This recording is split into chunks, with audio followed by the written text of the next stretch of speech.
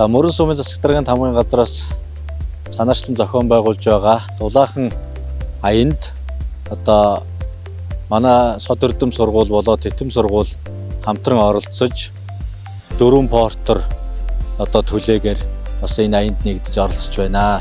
Энэ аяны хүрээнд бол 110 өрхөд ийм дулаахан сайхан үйлчлэгтэн зориулаад төлөө түвш бас бэлтгэх юм шаардлага байгаа юм байна. За энэ зүйлд нь одоо манай сургууль болоод Тэтэм сургууль хамтран оролцож байна. Тэгээд энэ дулаахан аянд аж ахуй нэгж албан байгууллагуудыг дэмжиж оролцохыг уриалж байна.